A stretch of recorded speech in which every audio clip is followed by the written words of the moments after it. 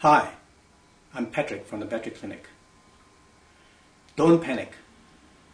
Your Prius is not about to explode, burst into flames, or electrocute anyone. Do not take the Fairgo attack on the Battery Clinic seriously. Despite the scandalous Fairgo attempt to discredit the Battery Clinic, the Toyota Prius, and the Power Jockey, this program, while appearing to be credible, was not based on the true facts of science relating to our work or our products. We were not shown their evidence, nor given a chance to reply to the accusations. This was very poor and unbalanced reporting, and is definitely not to be taken seriously. In fact, some of the accusations are laughable. The whole debacle has a cynical attempt to take our business to a competitor. We are currently working hard to get an apology and justice about the unfair treatment we have received. In the meantime, if you are now worried about the safety and reliability of your Toyota Prius and our work, please read the following. We will attempt to put your mind at ease. The HV battery in your Prius is safe. The Fairgo show used sensational tactics to give the impression that the high voltage system on the Prius is unsafe. The TV show suggested that having the passenger sitting next on the back seat presented a hazard. This is total bunkum. The cabling inside the battery casing is all insulated. It must be to pass international safety standards. The passengers come nowhere near the HV system or cables which run along the passenger side of the car and are covered in. Since its introduction, more than 5 million Prius have been sold, and there has not been a single case of a HV battery exploding or anyone being electrocuted. The HV battery case is extremely strong. We held up the whole back end of a Toyota Estima hybrid on 2 of these cases. The cell sticks are inserted inside channels which are molded into the HV case. It is impossible for the cell sticks to come into contact with one another and cause a short. Even if these cells are placed in the channels without their shrink wrap, the HV's battery will work perfectly. Pictures of slit shrink wrap, which we reused in the early days, while unsightly, is pure sensationalism and scaremongering. They do not compromise the safety of the rebuilt HV battery pack. We have since started using new shrink wrap for our cut and welded cell sticks.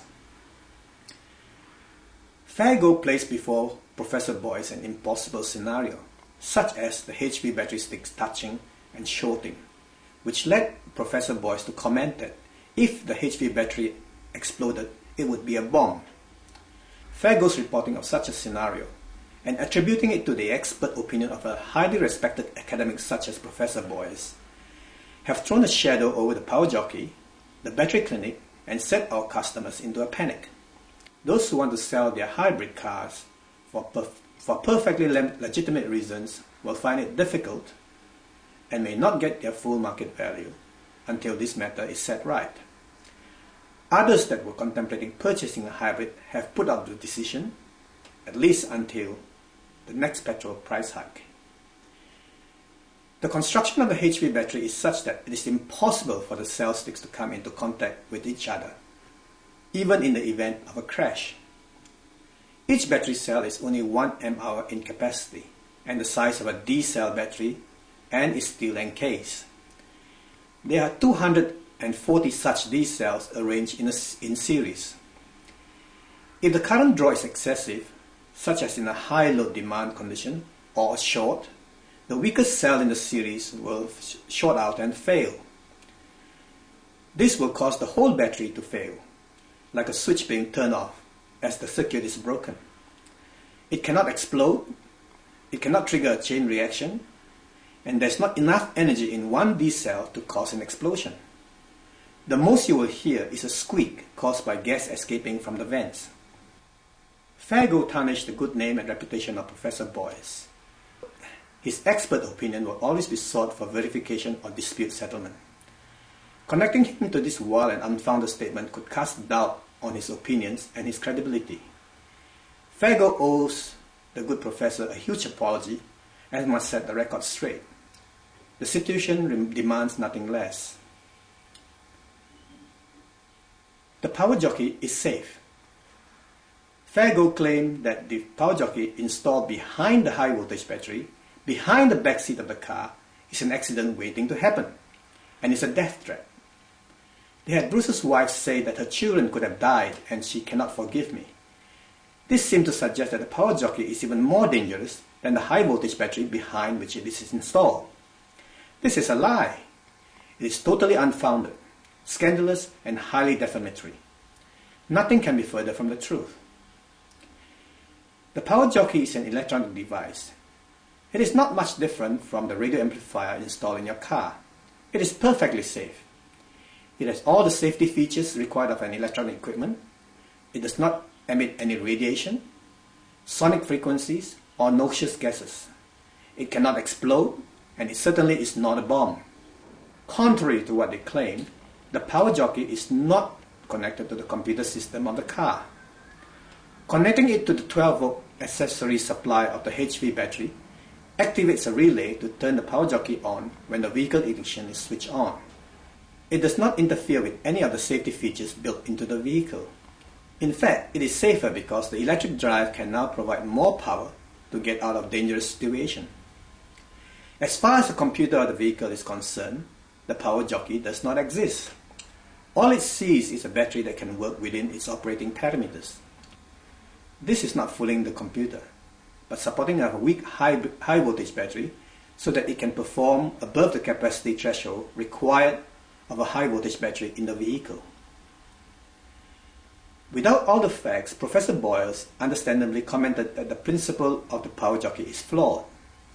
However, according to Dr. Jeremy Wilkinson, using the 12-volt system to buffer the main battery is conceptually sound. He states that it is simply everyday physics in action. Many people have asked, if it is so easy, why haven't Toyota or someone else discovered it? My answer is that they never needed to, as they have never considered high voltage battery reconditioning and the need to support a dying battery. This is a graph on the effect of the Power Jockey on the overall voltage of the high voltage battery under stress. It gave me the first indication that I was on the right path. To me, it was like the moment when Watson and Crick saw photo 51, the X-ray diffraction which led them to discover the double helix structure of the DNA. It gave me the confidence to invest time and treasure to develop and protect this discovery. The benefits, if any, will of course accrue to New Zealand. A reconditioned battery is safe. When a cell stick fails, the HV battery stops working. The petrol engine disconnects from the electric motor and the car comes to a standstill. Replacing the failed cell sticks will get the battery and the car working again. However, because the HV battery is already weak, the next weakest cell stick will fail under stress. The Power Jockey allows this weak HV battery to work within the parameters required by the vehicle, squeezing the last out of the toothpaste, so to speak. This reconditioned battery will not explode as claimed by Fairgo. It is perfectly safe.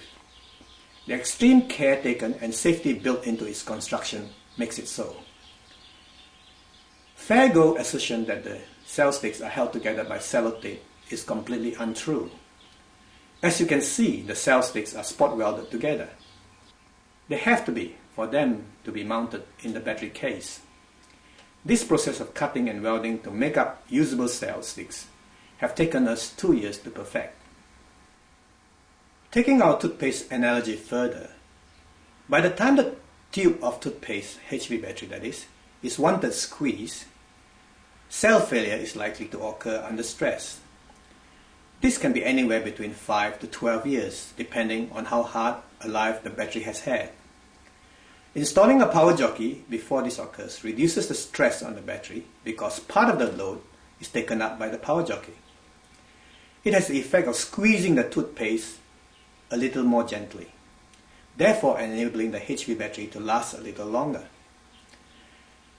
Replacing a failed cell stick puts a little more toothpaste into the tube. Coupled with the Power Jockey, it enables a weak HV battery which otherwise would have failed under load to work within the parameters required. Cutting and welding to make up a new stick is making a little more of this toothpaste from scraps. This is the only cost-effective way to keep these Generation 1 Prius working. Supporting the Generation 1 Prius costs us more than we can charge. It takes from between 20 to 40 hours to do a successful reconditioning job. To that we have to add the cost of cells, our Power Jockey, and our 1-year warranty. We continue to support the Generation 1 Prius because we believe we can push the service life of these vehicles up to the point when they become classics and beyond. Customers who have stuck with us will confirm that each time we upgraded their vehicle with a better Power Jockey and better repair techniques, they ended up with a better and more powerful vehicle, in spite of it aging a little more. It is economically more prudent for us to stop supporting these vehicles altogether. However, we will not do that. We promise all our customers and all Generation 1 Prius owners that as long as they are willing to keep faith with us, we will continue to improve our techniques and technology to support their aging but fantastic vehicles. Lies and misrepresentations. Fargo claimed that we removed the air vent pipe to pass the Power Jockey output wire into the battery. In fact, they dislodged it themselves and represented it as our standard of work. You can clearly see the notch in the picture. The opening fits into a channel on the pipe and will remain in place unless mechanically displaced. We have since relocated the position of the wire. They claim that we let dangerous gases into the cabin, endangering occupants. By design, most of the gases in the nickel metal hydride battery are recombined. In extreme conditions where recombination cannot occur fast enough, only a small amount of hydrogen is vented from the cells, not enough to pose any danger. In Honda hybrids, these gases are vented directly into the cabin. They further removed the temperature sensors, exposed it, and inferred that we left them in the position shown. This is a low blow and totally dishonest. If any of these sensors are not correctly positioned or is faulty, it will throw up a fault code. The cooling fan in the battery will go into overdrive and the battery will not work. The electrician claimed that the high voltage battery can surge up to 300 amps. Obviously, they need to employ a more credible electrician, not one that is prone to making unsubstantiated, sensational statements. The electric motor can handle around 100 amps, much more than that, and it will burn up the motor. In any case, the HV battery is protected by a 100 amp fuse. Their engineer, to his credit, correctly stated that 300 volts and 300 amps can kill you. Yes, only if you are silly enough to hold on to the live terminals. This is not possible in the Prius, as the HV battery is fully enclosed, safely mounted behind the back seat, and tamper-proof. Their engineer further demands that the Power Jockey be in an enclosure. If he has not noticed, it is already in its own enclosure, an aluminium box. To insist that we put it into another box is ridiculous. The impact of the Power Jockey is revolutionary. In the Fargo's interview, I made the comment that the Power Jockey is revolutionary. For that, I was ridiculed by Fargo and their team. They even proceeded to maliciously and deceitfully solicit the opinion of Professor Boyce to discredit myself and the Power Jockey. The Power Jockey unit by itself is not revolutionary. It is only a DC to DC converter. However, the impact of the Power Jockey system in extending the service life of HV battery is. It has the possibility to gain hybrid technology wide acceptance and bring hybrid vehicles into the mainstream of automotive transport, replacing today's gas-guzzling and highly polluting vehicles. Public perception of the hybrid vehicle is that it is expensive to repair and the HV battery expensive to replace. This view, though untrue, is not unfounded or unexpected, but it is holding back wide acceptance of this new technology. Vested interest from vehicle manufacturers to the humble motor mechanic, afraid of this sea change, are determined to maintain the status quo and so continue to spread malicious lies and rumors about hybrid vehicles. I believe that truth will prevail and customers will vote with their checkbook. It makes sense to halve their fuel costs. They just don't want to pay double for the privilege, and they don't have to. The Toyota hybrid is extremely economical, comfortable, reliable, and safe. Opening up the market for older vehicles to those who cannot afford the price of a new vehicle will take the benefits of owning a hybrid vehicle to the general public, especially those of lesser means and who are the people really in need of making these savings. Unlike its petrol cousin, a 15-year-old hybrid vehicle can be just as economical, quiet, and comfortable as it was when new. The humble 1998 Prius is only a 1500cc vehicle, but has the power of a 2000cc petrol version. They were made to be driven. You can drive a 1998 Prius from Auckland to Cromwell in the South Island, a distance of 1400 kilometers, on less than $100 of fuel, and in relative comfort. Let us consider the environmental impact. After 250,000 kilometers, a hybrid vehicle would have saved more than 25,000 liters of fuel. Add to this savings in CO2 emissions, savings to the owner in both fuel costs and vehicle maintenance, savings to the country in fuel imports and foreign exchange. It is really just picking the low-hanging fruits in sustainability. HV battery and electric motor uses less common elements and rare earth metals in their manufacture. If we defer or postpone altogether replacement of these HV batteries and electric motors, we reduce to a great extent the damage to our environment in the mining for these exotic minerals and the processing and the production of rare earth metals and their disposals. Many people believe that we are already past peak oil.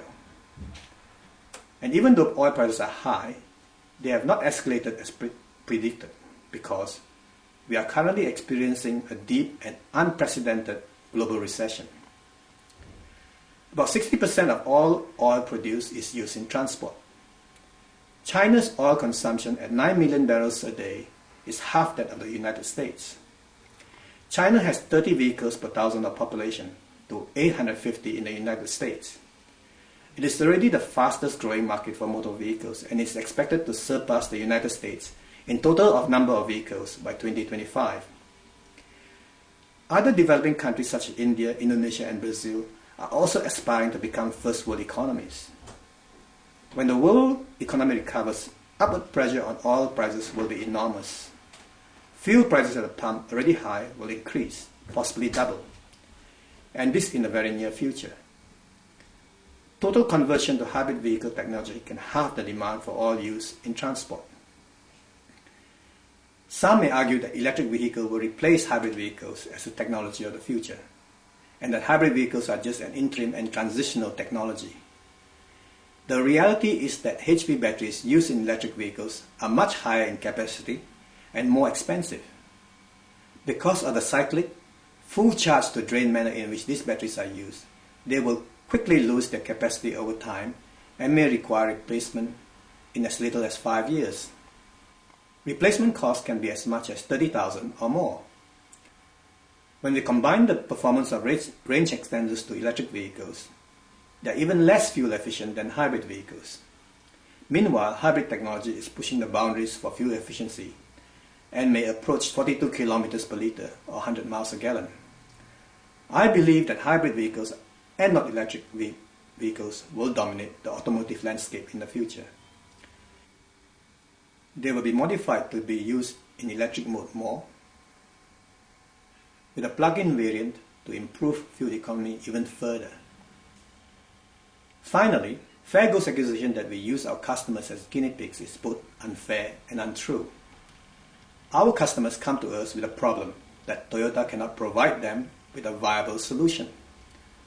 While Toyota does not endorse or recommend HV battery reconditioning or the installation of the Power Jockey, their recommendation is that these unfortunate owners scrap perfectly good vehicles and send them to the crusher. We offer an affordable and cost-effective solution that will put their vehicles back on the road again. They are free to choose. We do not force our solution upon them. Every hybrid vehicle owner will have to go through this agonizing decision. As the HV battery in their vehicle lose capacity, their vehicle will lose power and fuel economy. Installing a power jockey will recover some of this lost performance. When the time comes for HV battery replacement, they will have the option to choose reconditioning over replacement. There are over 5 million hybrid vehicles in the world today. All major vehicle manufacturers has or have plans for a hybrid model in their product offering. This is an ever-growing and expanding market for the Power Jockey.